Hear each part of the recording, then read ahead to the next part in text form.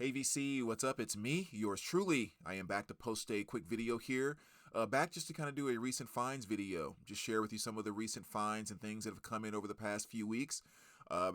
Still haven't been buying a lot of vinyl at all. I mean, I actually don't spend a lot of money on vinyl at all anymore.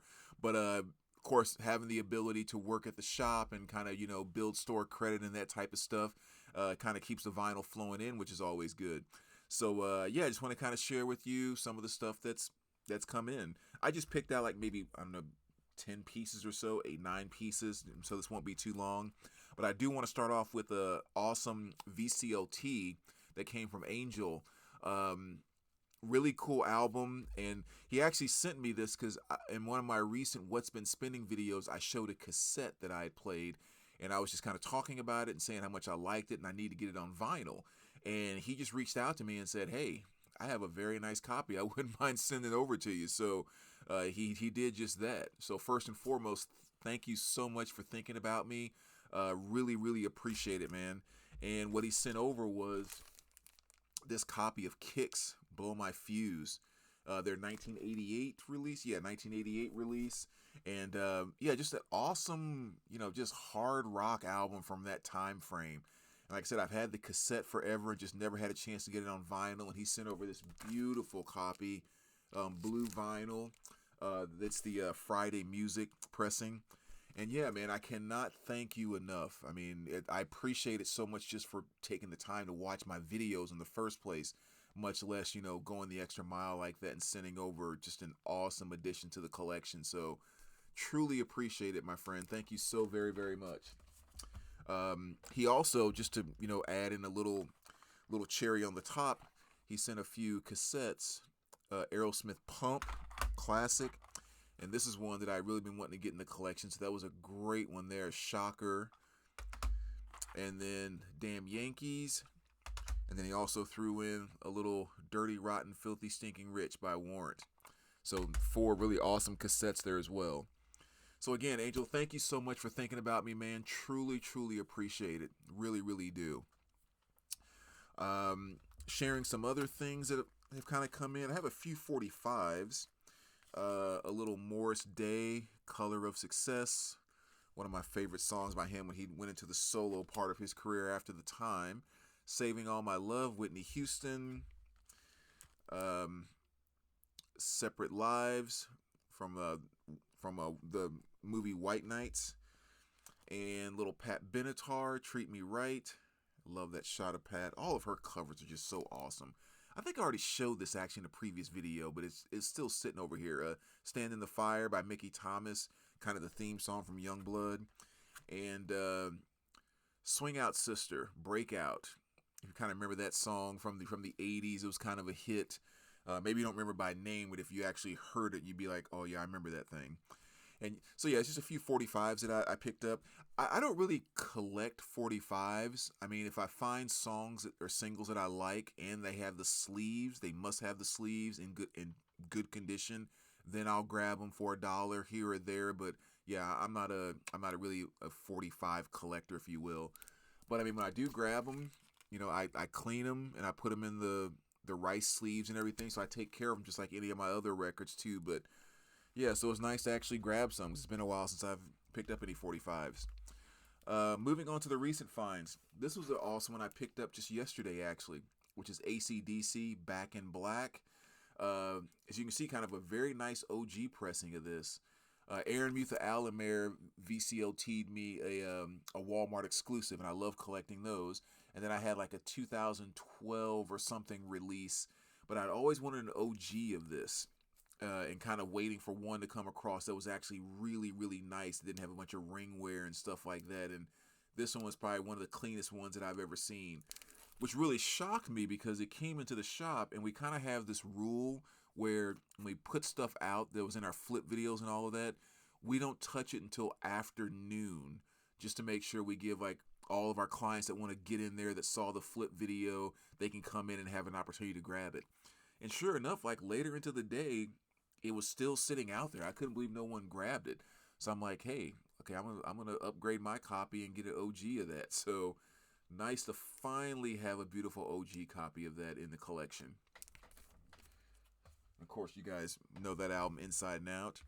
Um, Here we have Dead Horses, Brady Street. Another cool album, kind of a new discovery for me on this one. This came out in 2022. Um, Easiest way to kind of describe it, there are some moments where you almost get a hint of a Natalie Merchant type of vocal, but mainly it's kind of like a Americana indie mix with some really good melodies throughout. So I mean, I heard a couple things off of it, not knowing anything about the album, the band, or anything, and I was just like, I like that. There was just like I said, some really good melodies scattered throughout the song. So pick that up, and that's been a great addition. That was a really fun listen. And then you had this nice piece that just came out not too long ago. Tony Iommi and Glenn Hughes. This is Fused.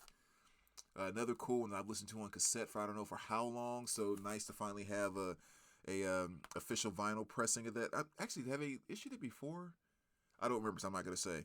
But yeah, this is their 2005 release, and just great hard rock stuff right there. And I've always loved that cover. So another great one to finally have on vinyl. And I'll say the same thing about this one here. Nice to have this back in the collection. This is La Bamba. Soundtrack. I'm sure all you guys know all too well. Great soundtrack with stuff like La Bamba and all the Richie Valens stuff and Lonely Teardrops and just Summertime Blues. Who Do You Love? Just all the great stuff from the movie. But anyway, not a very expensive album at all, but it's just one that I've been waiting to find an absolute near mint copy of.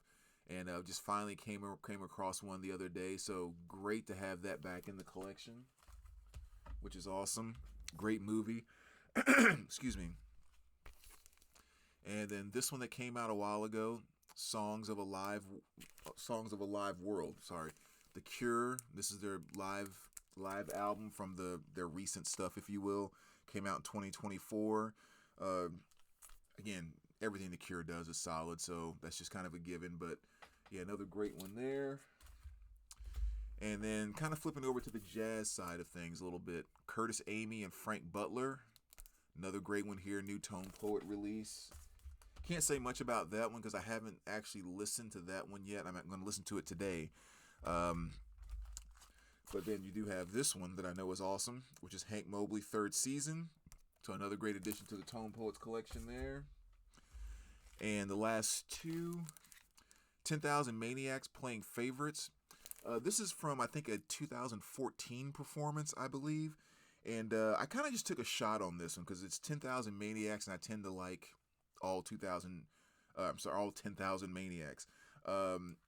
It's basically just a live show, and it covers everything with These Are the Days, Because the Night, Candy Everybody Wants, and a lot of other bigger hits and stuff that you would want by the Maniacs.